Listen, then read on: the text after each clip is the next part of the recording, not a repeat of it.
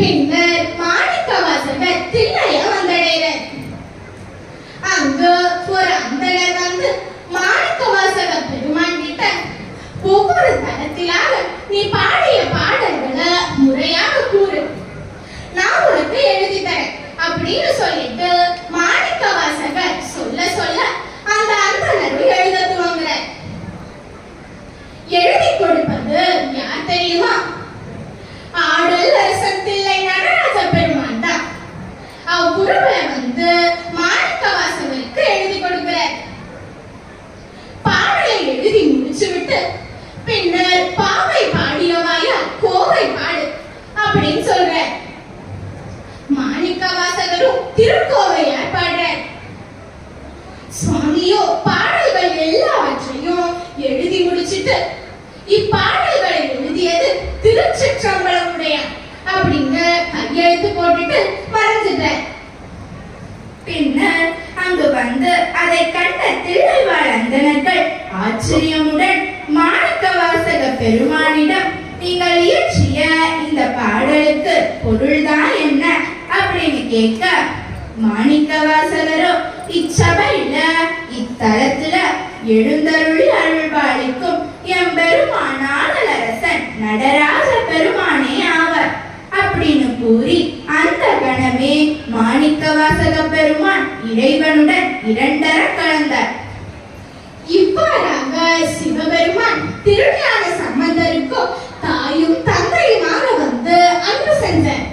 திருநாவுக்கரச பெருமானுக்கோ சம்பந்தரை வைத்து அப்பரே என்று அழைக்க செய்து இறைவனே அவரை தகப்பனாக நினைத்து அன்பு செய்தார். சுந்தரமூர்த்தி நாயனாருக்கோ தோழனாக வந்து அவருக்கு திருமணம் நடத்தி வைத்து அவரை திருக்கைலாயம் அழைத்து சென்று அன்பு சென்றார்.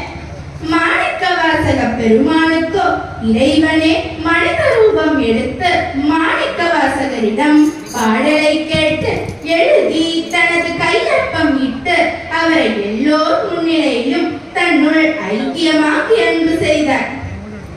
இதிலிருந்து நாம தெரிஞ்சுக்கிட்டது என்ன? அன்பே சிவம், சிவமே அன்பு. அந்த சிவபெருமானும் முருகப்பெருமானும் ஒருவரே. அது தெரியுமா உங்களுக்கு? ஏன்னா சிவபெருமானோட நெற்றிக்கண்ல இருந்து வெளிவந்து நெருப்புல இருந்து தோன்றியவர் தான் நம்ம முருகப்பெருமான். சிவபெருமானுக்கோ 5 முகங்கள், ஆனா முருகப்பெருமானுக்கோ 6 முகங்கள். சிவபெருமானோட 5 முகங்கள் என்னன்னு தெரியுமா? சத்யோஜாதம், வாமதேவம், அகோரம், தத்புருஷம் மற்றும் ஈசான்யம். முருகப்பெருமானுக்கோ 6 முகங்கள். அது என்னன்னா சைவம், வைணவம், காணாபத்தியம், கௌமாரம், சாக்தம் மற்றும் சௌரம். சிவபெருமானோட 5 முகங்களும் 5 பஞ்சபூதங்களை ஆட்சி செய்து வருது.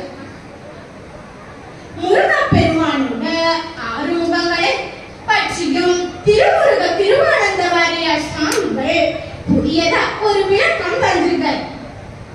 அது என்ன தெரியுமா? இறைவன் அடைவதற்கு அகச்சமயங்கள் 6 ஆகும். சைவம் சிவனையும், வைணவம் விஷ்ணுவையும், காணாபத்தியம் விநாயகரையும், கௌமாரம் முருகனையும், சாக்தம் சக்தியையும், சௌரம் சூரிய வழிபாட்டையும் குறிப்பவை.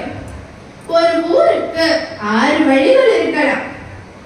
எந்த வழியாக போனாலும் வந்தடைவது அப்படிங்கிறது ஊரைத்தான். அது போலத்தான் எத்தனை வழிபாடு இருந்தாலும் எல்லாமே முடிகிறது முருக வழிபாட்டுல தான்.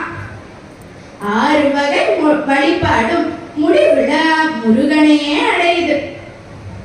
சிவபெருமானின் சத்யோஜாதம், வாமதேவம், அகோரம், தத்புருஷம், ஈசானம் எனும் 5 முகங்களுடன் அம்பிகையின் அழகு முகமும் சேர்ந்து முருகப்பெருமான் 6 முகங்களுடன் நமக்கு காட்சி தரார்.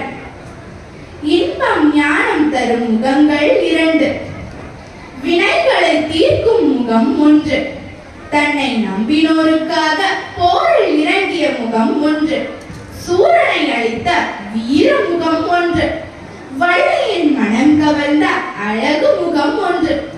இப்படி 6 முகம் கொண்ட முருகப் பெருமானை மனமுருக வேண்டி வழிபட